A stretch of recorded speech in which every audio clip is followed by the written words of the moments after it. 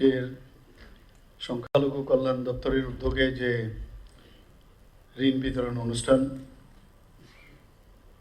সেই অনুষ্ঠানে আমাদের মাঝে উপস্থিত রয়েছেন ত্রিপুরা সরকারের এই দপ্তরের মাননীয় মন্ত্রী শ্রী শুক্লাচরণ নোয়াতিয়া এবং অন্যান্য দপ্তরেরও। ওনার আলোচনা আমরা শুনলাম, বিস্তারিত আমাদের সামনে রেখেছেন। এখানে উপস্থিত রয়েছেন আমাদের TMCTCL এর অনারেবল চেয়ারম্যান জসমিন উদ্দিন। এখানে উপস্থিত রয়েছেন অনারেবল চেয়ারম্যান ত্রিপুরা ওয়াকফ বোর্ড মবশ্বর আলী, প্রাক্তন বিধায়ক মোহাম্মদ শাহ আলম, অনারেবল চেয়ারম্যান ত্রিপুরা হজ কমিটি। তাছাড়া এখানে উপস্থিত রয়েছেন বিল্লাল মিয়া মহোদয়, ফরমার ত্রিপুরা সরকারের মন্ত্রী, এবং যিনি স্বাগত ভাষণ আমাদের সামনে রেখেছেন সেক্রেটারি মাইনরিটি ওয়েলফেয়ার ডিপার্টমেন্টের শ্রী নির্মল অধিকারী, স্পেশাল সেক্রেটারি। তাছাড়া এখানে যারা বেনিফিশিয়ারিরা আজকে এখানে উপস্থিত রয়েছেন এবং ডিস্টিংগুইশড গেস্ট, বিভিন্ন কমিউনিটি লিডার্স এবং মাই ডিয়ার স্টুডেন্টস, বিশেষ করে যাদের কারণে এখানে আমার মনে হয় একটা নতুন একটা পরিবেশ এখানে তৈরি হয়েছে ওনাদের উপস্থিতিতে। এবং আমার প্রিয় সাংবাদিক বন্ধুরা, সবাইকে আজকে এই অনুষ্ঠানে উপস্থিত থাকার জন্য আমার আন্তরিক শুভেচ্ছা ও ভালোবাসা এবং অভিনন্দন জানাচ্ছি। আজকে সত্যি আমার খুব ভালো লাগছে এখানে এসে।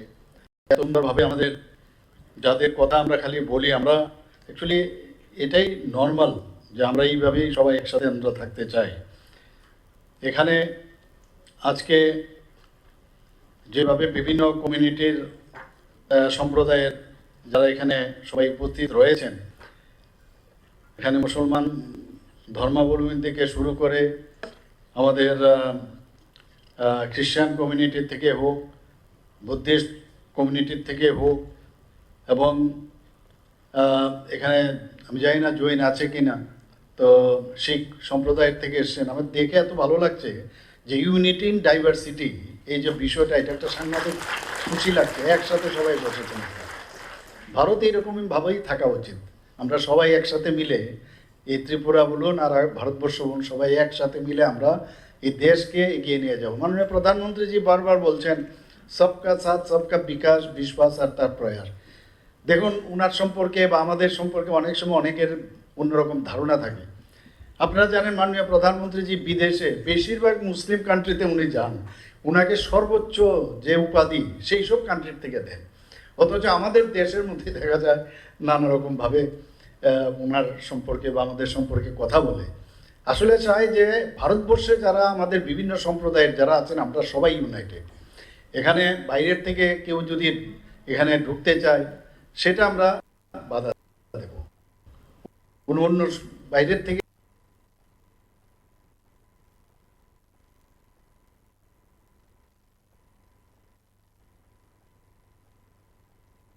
কোনো অন্য দেশের থেকে আসবে সেই বিষয়, কিন্তু ভারতবর্ষের যারা আছেন তারা আমাদের সম্পদ। আমরা সবাই একসাথে মিলে থাকবো, এর মধ্যে কোনো রকম প্রশ্ন থাকতে পারে না। এই জিনিসটাই মাননীয় প্রধানমন্ত্রীজি বারবার ওনার বিভিন্ন কথায় বোঝানোর চেষ্টা করে। আমি বলবো যে আমাদের আপনারা হচ্ছেন আমাদের সম্পদ। আমরা সবাই মিলে যদি একটা দৃষ্টিভঙ্গি নিয়ে, আপনার যার যার ধর্ম থাকবে এবং প্রতিটা ধর্মের প্রতি আমাদের সম্মান থাকবে। আপনি ভাবুন, আপনার ধর্মের যদি সুরক্ষা থাকে, আপনার ধর্মের প্রতি যদি আপনার যে বিশেষ যে পর্বগুলো থাকে সেগুলো আপনারা যদি সুন্দরভাবে করেন, এবং তাতে অসুবিধা কী আছে? যার যার ধর্ম যার যার কাছে, এবং এইভাবে যদি আমরা চলি, আমার মনে হয় আমরা সবাই খুশিতে থাকবো, আনন্দে থাকবো। আজকের এই অনুষ্ঠান আমার কাছে রিয়েলি একটা সাংঘাতিক তাৎপর্যপূর্ণ। এবং আজকে আমরা এখানে ঋণ দিয়েছি বটে, কিন্তু ঋণের সাথে সাথে যে একটা আত্মবিশ্বাস বা আত্মনির্ভরতার যে সুযোগ এবং নতুন যে ভবিষ্যৎ গড়ার একটা কিন্তু ইন্সপিরেশনের একটা পর্ব আজকে বলবো আজকের এই অনুষ্ঠান। একজন পরিবারের যে কোনো একজন যুবক যখন নিজের উদ্যোগে ব্যবসা করে, আজকে ডিপার্টমেন্ট থেকে সাহায্য করেছে, সে নিশ্চয়ই সামনের দিকে এগিয়ে যাবে। একজন ছাত্রী আর্থিক সহায়তা পেয়েছে, সে ডাক্তার হবে, ইঞ্জিনিয়ার হবে। আমি শুনে আজকে খুব ভালো লাগলো আমার, যে আমাদের জসিমউদ্দিন সাহেব আমাকে একটা নোট দিয়ে বললেন যে এখন পর্যন্ত মেডিকেলে 54 স্টুডেন্টকে উনি ওনার দপ্তর থেকে লোন দিয়েছেন। শুধু তাই নয়, 5 লক্ষ, আগে 5 লক্ষ ছিল, এখন 10 লক্ষ টাকা করেছেন। মাঝে মাঝে আমাদের কাছে আসে অনেকে পড়াশোনার কারণে যে এত টাকা তো দিতে পারবো না। তো এইরকম এইসব জায়গায় যেভাবে ত্রিপুরা সরকার এবং আমাদের পিএসইউ থেকে মাইনরিটি যে ডিপার্টমেন্টগুলো এবং অন্যান্য যে পিএসইউগুলো আছে সবাই মিলে যেভাবে কাজ করছেন, তাতে করে আমার মনে হয় যে একজন মানুষ সে লোন পেয়ে তার যে জীবন বদলায় না, শুধু বদলে যায়, একটা পরিবারও এবং সমাজেরও কিন্তু পরিবর্তন আসে। যে আমার ওই এরিয়ার মধ্যে একজন ছেলে বা মেয়ে মেডিকেলের ডাক্তার হয়েছে, এটা শুনতেও ভালো, এএনএম থেকে, জিএনএম থেকে, বিএসসি নার্সিং করছে। তো বিভিন্ন জায়গায় যখন করে, এতে করে আত্মবিশ্বাসও বাড়ে এবং ওই এরিয়ার ঘরের ভিতর তো সবার আনন্দ থাকেই, কিন্তু সমাজেরও একটা বিরাট আত্মবিশ্বাস যায়, yes I can also do, I have everything in me, তো আই ক্যান ডু ইট। আমরা তো খালি সাহায্য করতে পারবো।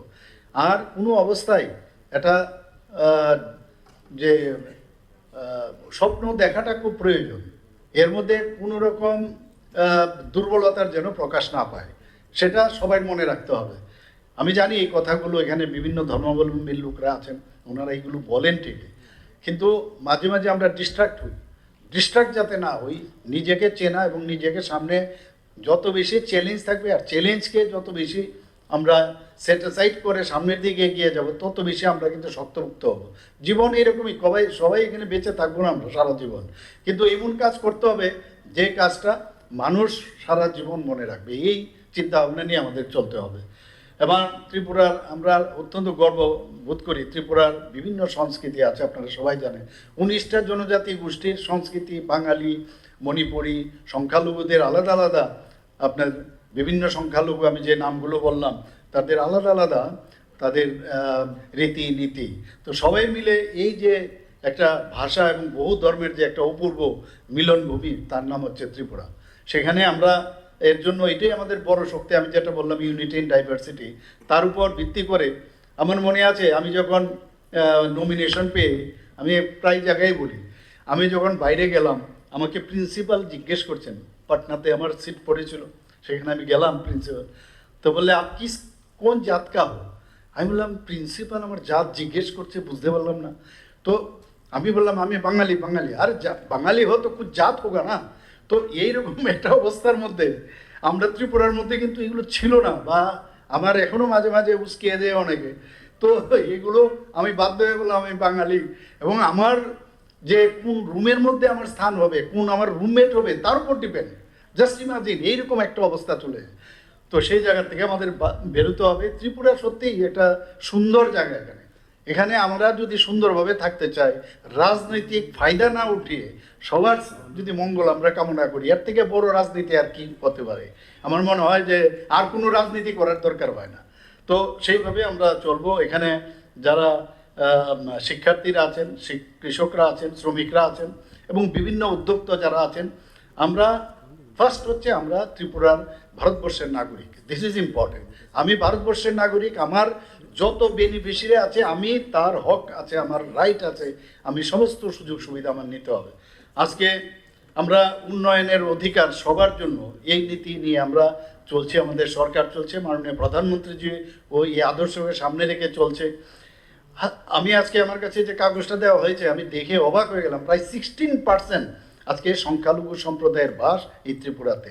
তো ভাবা যায় না, তো এত বড় একটা সংখ্যা, তাদের যদি শিক্ষা, অর্থনৈতিক উন্নয়ন, সামাজিক নিরাপত্তা এবং মর্যাদাপূর্ণ জীবন, দিস ইজ ভেরি ইম্পর্টেন্ট। যে সোশিও ইকোনমিক্যাল স্ট্যাটাস ঠিকই পারলো, কিন্তু তার যে মর্যাদাপূর্ণ যে তার স্থান, সেটা থাকতে হবে। মাঝে মাঝে পত্রপত্রিকায় উঠে, অনেক সময় অনেক জায়গায় অনেক ঘটনা হয়, কিন্তু আপনারা দেখবেন প্রতিটা ক্ষেত্রে আমরা কিন্তু ইমিডিয়েটলি সেখানে আমাদের সরকারের তরফ থেকে সেখানে যাই। কোনো জায়গায় সম্ভব না 42 লক্ষ লোক যদি দেখি আজকে, মানে সেই জায়গার মধ্যে সবার পক্ষে কোনো জায়গায় পুলিশ পাঠানো থাকতে পারবে না, কিন্তু দেখা হচ্ছে যে ওই জায়গার মধ্যে, এবং আইনের পথে চলছে। আজকে সারা ভারতবর্ষের মধ্যে ত্রিপুরার আইন নিচের দিক থেকে সেকেন্ড পজিশনে চলে এসছে। আপনারা ভাবুন কোথায় ছিল আজকে ত্রিপুরা, আজকে সেই জায়গায় আসছে। আজ বিশ্বাসটা হচ্ছে সবচেয়ে বড় জিনিস।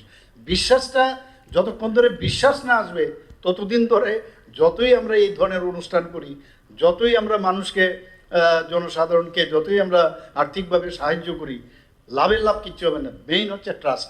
ট্রাস্ট যতক্ষণ ধরে, এবং ট্রাস্ট আসবে কাজের মাধ্যমে। একটা জিনিস বলুন, যে কাজটা মানে এখন পর্যন্ত, আজকে মাননীয় প্রধানমন্ত্রীজি 2014-তে আসার আগে কি অবস্থাটা ছিল ভারতবর্ষে, এরপরে একটা দাঙ্গা আপনি দেখান তো কোথাও দাঙ্গা হচ্ছে কিনা? হতে দেয় না, দেবে না, কোথাও দাঙ্গা নেই। অর্থাৎ এই যে বিষয়গুলো আছে, এইগুলোর উপর ভিত্তি করে কাজের মাধ্যমে আপনাদের বিশ্বাসটা কিন্তু আসতে হবে যে yes, we are in the safe hand. এই কথাটা আপনাদের মাথায় আসতে হবে। তবেই এই ধরনের যে আজকে এই 16% মানুষ যদি সংখ্যালঘু ত্রিপুরাতে বসবাস করে, তাদের এক তো বিশ্বাস আমাদের উপর থাকতে হবে, তাদের শিক্ষা, অর্থনৈতিক উন্নয়ন, সামাজিক নিরাপত্তা এবং মর্যাদাপূর্ণ জীবন, সেটা আমাদের সরকার তারা আমরা দিতে প্রস্তুত।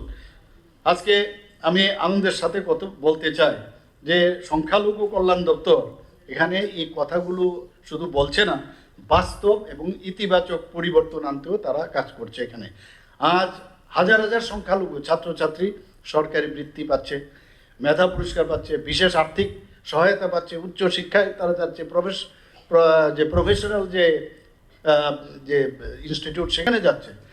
আমি এখানে উল্লেখ করতে চাই যে পেশাগত শিক্ষার জন্য এখানে দপ্তর থেকে 1 লক্ষ টাকার আর্থিক সহায়তা আজ বহু পরিবারের কাছে আশীর্বাদ হয়ে উঠবে। ভাবা যায় না এই ধরনের, ব্যাংকে যাবে না, কম সুদের মাধ্যমে সেটা দেওয়া হচ্ছে। গত 5 বছরে 3400-র বেশি ছাত্রছাত্রী এই প্রকল্পের মাধ্যমে তাদের যে স্বপ্ন, সেই স্বপ্ন পূরণ হয়েছে। আমাদের সরকার নারী শিক্ষার উপর বিশেষ গুরুত্ব দিয়েছে। আপনারা সবাই জানেন, নারীদের উপরে, আপনি মুসলিমই হন, শিখই হন, বা আপনার জৈনই হন, বা বুদ্ধিস্টই হন, নারীদের জন্য সবচেয়ে বেশি যদি কিছু করে থাকে ত্রিপুরা সরকার করেছে। আপনারা জানেন যে 1% আমরা যদি মেয়েদের নামে বা মহিলাদের নামে তাদের জমি জমা কিনে, তাহলে 1% তার রিবেট আমরা কিন্তু এই ক্ষেত্রে আমরা দিই। তাতে করে মহিলারা কিন্তু তার নামে জমি হচ্ছে। এখানে পুরুষ মানুষ ভাবছে যে মেয়েদের নামে যদি আমি করি, আমি তো 1% একটা বিরাট অংশ, কিন্তু তো সেটা আমরা করেছি। যে কোনো গভর্নমেন্টের যখন কোনো আমাদের মার্কেট হয়, সেই মার্কেট স্টলের মধ্যে 50% মহিলাদের জন্য আমরা করেছি। শুধু তাই নয়, আমরা জানেন মহিলারা অনেক সময় অনেক সময় যখন বিভিন্ন সমস্যা নিয়ে পুলিশের কাছে যায়, ত্রিপুরা রাজ্যে একমাত্র রাজ্য যেখানে সমস্ত আমাদের যে ডিস্ট্রিক্টগুলো আছে, মহিলা থানা আমরা করেছি। 8টা ডিস্ট্রিক্ট, 8টার মধ্যে আমরা 9টা, আর ওয়েস্ট ডিস্ট্রিক্ট যেহেতু বড়, 2টো মহিলা থানা করেছি, একদম পুরো মহিলার দ্বারা পরিচালিত। কোনো সমস্যা হলে মহিলাদের সাথে কথা বলছে। আমরা এরকম হেল্প ডেস্ক করেছি সবটি থানার মধ্যে মহিলাদের জন্য।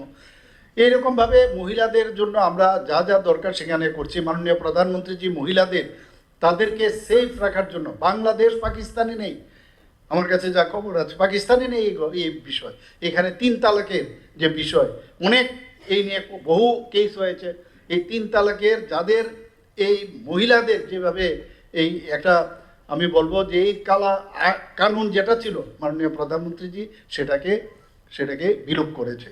কাশ্মীরের 370 ধারা বিলোপ করার কারণে আজকে কাশ্মীরের অবস্থা দেখুন, কত ভালোভাবে সুন্দরভাবে আবার কাশ্মীর তার পুনরবস্থায় চলে আসছে। তো এইভাবে একের পর এক কাজ করছেন এখানে।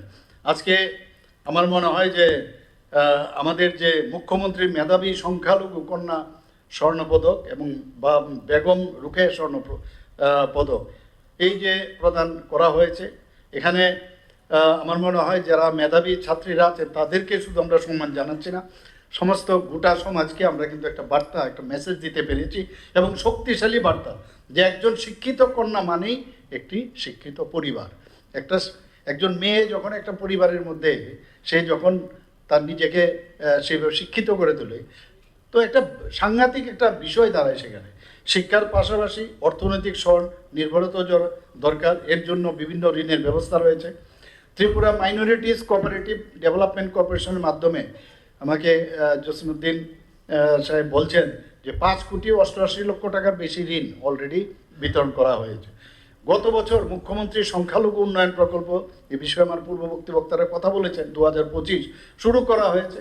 এই প্রকল্পের মাধ্যমে 1082 জন যারা ক্ষুদ্র উদ্যোক্তা, তাদেরকে এককালীন আর্থিক সহায়তা করা হয়েছে। এই বছরও প্রায় 1500 জন উপযুক্ত উদ্যোক্তায় এই সহায়তা দেওয়া হবে। প্রধানমন্ত্রী জন বিকাশ কার্যক্রম এর আওতায় সংখ্যালঘু অধ্যুষিত এলাকায় স্কুল, হোস্টেল বা স্বাস্থ্যকেন্দ্র, কম্পিউটার ল্যাব বা অন্যান্য পরিকাঠামো যাতে ইনফ্রাস্ট্রাকচার ডেভেলপ করে তার জন্য ব্যবস্থা করা হচ্ছে। একটু আগে আমার পূর্ববর্তী বক্তা বলছিলেন, আমি এই অ্যামাউন্টটা দেখে আমি সত্যি অবাক হয়ে গেলাম যে কি এই বছর 322 কোটিরও বেশি টাকা 55 প্রকল্পের জন্য ভারত সরকারের কাছে পাঠানো হয়েছে। যদি এটা আসে তাহলে আমি নিশ্চিত যেটা হবে। আর যদি এটা পাঠানোর পর আমিও ডিও লেটার দেব, দরকার পড়লে আমি মাইনরিটি ইউনিয়ন মিনিস্টারের সাথে কথা বলবো, তাহলে ত্রিপুরার যে উন্নয়নের ক্ষেত্রে সেখানে কিন্তু মাইনরিটিদের অনেক সুবিধা হবে। আমি যারা আমার খ্রিস্টান বোনেরা এখানে আছেন বা অন্যান্য যারা, আমরা মাইনরিটি বলতে মুসলিম বলি, এবং বুদ্ধিস্ট যারা আছেন বা জৈন যারা আছেন, শিখরা যারা আছেন, আপনারা কিন্তু এই বিশেষ বিষয়গুলো আপনারা একটু জানুন, আপনারা এই বিষয়ে কথা বলুন দপ্তরের সাথে, অনেক সুবিধা আছে, ইচ্ছে করলে you can take the help of them. তো আমি আপনাদের কাছে এটা আমার বিনীত নিবেদন। 51টি প্রকল্পের জন্য রাজ্যভিত্তিক কমিটিরও অনুমোদন হয়েছে, সেটারও অপেক্ষা রয়েছে আমরা। আমার মাননীয় মন্ত্রী তো আমার পিছনে পড়ে আছে মেডিকেল কলেজ। আমি তো প্রথমে ঠকে গেলাম, আর মেডিকেল কলেজ মাইনরিটি ডিপার্টমেন্ট থেকে কী করে হবে? তা আমি বললাম আমাকে পুরো ডিটেল দাও তুমি। তো দেখলাম যে না, এটা বাস্তব, এটা হতে পারে। তারপর আমরা সেইভাবে আমি বললাম যে মেডিকেল কলেজ খুলতে গেলে, যেহেতু আমার বিরাট একটা আইডিয়া আছে এই বিষয়ে, তা আমি বললাম যে আমাদের যে হেলথ সেক্রেটারি আছেন ওনার সাথে আপনি দেখা করুন, কথা বলুন। তো সেইভাবে কথা বলার পরে এখন মনে হচ্ছে যে স্বপ্ন মাঝে মাঝে দেখা যায় যে যত স্বপ্ন দেখবো তত বেশি কিছু না কিছু তার বাস্তবায়ন হবে। আগামী দিন জুলাইবাড়িতে একটা মেডিকেল কলেজ হবে। তো আমার কাছে এটা খুব ভালো লাগছে। আমাদের যে ত্রিপুরা রাজ্য হজ কমিটি, এটা আমাদের জন্য অত্যন্ত গুরুত্বপূর্ণ। এখানে ভিডিওর মাধ্যমে যে চিত্র দেখানো হলো, যে ভিডিওটা দেখলাম, আমরা সত্যি যারা মুসলিম কমিউনিটির যারা আছেন তারা সবসময় একটা ইচ্ছা থাকে যে একবার হজ হয়ে আসতে হবে। মাননীয় প্রধানমন্ত্রীজি আগে মহিলাদের যাওয়া বারণ ছিল বা একসাথে একা যেতে পারবে না, এখন সেটাও উনি উঠিয়ে দিয়েছেন যে মহিলারাও ইচ্ছে করলে একা যেতে পারবেন, কারোর তার সাথে সাথে দরকার নেই। এটা একটা বিরাট বিষয়, মহিলাদের সশক্তিকরণের বিষয়। কারণ অনেক সময় আছে, অনেক মহিলা আছে, কে যাবে, কার সাথে যাবে, তো এটা নিয়ে চিন্তার বিষয় ছিল। তো সেই সুযোগটা এখন এসছে। আজকে আমরা দেখেছি যে যারা হজ কমিটি, ত্রিপুরা রাজ্য হজ কমিটি খুব ভালো কাজ করছেন। প্রতি বছরই তাদের যে বিভিন্ন আবেদন যেগুলো দেয় প্রেয়ার করে যাওয়ার আগে দিতে হয়, প্রক্রিয়া, প্রশিক্ষণ, টিকাকরণ, যাত্রার পূর্বের প্রস্তুতি এবং প্রয়োজনীয় অন্যান্য সহযোগিতা নিয়ে আমি প্রায়ই দেখি টিভি বা অন্যান্য জায়গার মধ্যে, সোশ্যাল মিডিয়াতে আমাদের মাননীয় মন্ত্রী থেকে আরম্ভ করে এখানে 4-4টা আমাদের পিএসইউ আছেন, ওনারাও যান, ওনাদেরকে দেখা যায় এয়ারপোর্টে সিওপ করতে যায়। আমার খুব ভালো লাগে যে না, মানে সব কিছু ঠিক আছে, চলছে ঠিকভাবে। এটা একটা শান্তিরও বিষয় লাগে, ভালো লাগার বিষয় লাগে। তো এখানে গত 5 বছরে সরকারি সহযোগিতায় ত্রিপুরা থেকে প্রায় 593 জন হজযাত্রী, যাদের মধ্যে 406 জন পুরুষ এবং 187 জন মহিলা এই পবিত্র হজ পালন করেছেন। চলতি বছরে আরও অ্যাপ্লিকেশন আমার এখানে আলোচনা হয়েছে, তারাও করেছেন। এর মধ্যে 82 জন হজযাত্রী, যার মধ্যে 62 জন পুরুষ ও 20 জন মহিলা। এই 2027-এর যে হজ যাত্রা হবে তাদের মধ্যে আমি আশা করি এই পবিত্র যাত্রা নিরাপদ, সুন্দর ও সফল হবে। আগরতলায় যে হজ ভবন আছে সেখানে আমি যা খবর পেলাম, সেখানে খুব কম পয়সায় তারা থাকতে পারে, খাওয়ারও ব্যবস্থা রয়েছে।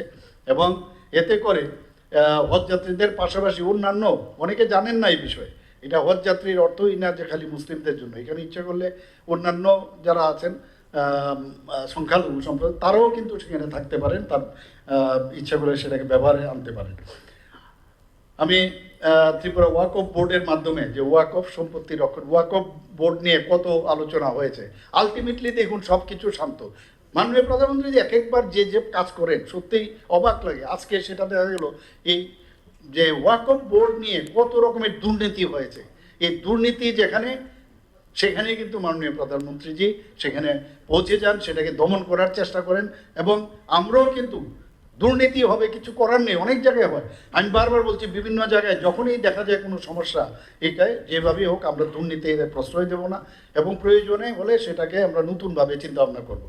তো আজকের যে মাননীয় প্রধানমন্ত্রীজির যে চিন্তা ভাবনা, যে সবকা সাথ সবকা বিকাশ, বিশ্বাস আর প্রয়াস, এই যে মূল মন্ত্র, সেটাকে সামনে নিয়ে আমরাও চলতে চাই, সবাই একসাথে আমরা করব। এখানে ওয়াকফ সম্পত্তি, যে ওয়াকফ বোর্ডের মাধ্যমে যে ওয়াকফ সম্পত্তি সংরক্ষণ, মৌলানা আবুল কালাম আজাদ পন্থ নিবাস, সেখানেও কম পয়সায় থাকার ব্যবস্থা রয়েছে, খাওয়ার ব্যবস্থা রয়েছে। আমি বিশেষভাবে বলতে চাই, রাজ্যের যারা মুসলিমরা আছেন, এখানে খ্রিস্টান সম্প্রদায়ের আছেন, বৌদ্ধ, শিখ, জৈন, প্রত্যেকটি সম্প্রদায় ত্রিপুরার উন্নয়নে সমান অংশীদারি। এখানে কোনো হিন্দু আলাদাভাবে এই ত্রিপুরাকে সামনে দিয়ে গেলে যেটা যেন না হয়, আমরা সবাই এর জন্য আমরা কিন্তু পার্টিসিপেট করব এবং তার হকদার আপনারা সবাই। এই কথা বলে সবাইকে আমি হার্দিক অভিনন্দন, শুভেচ্ছা জানিয়ে আমার কথা বলা শেষ করছি। নমস্কার, জয় হিন্দ, ভারত মাতা।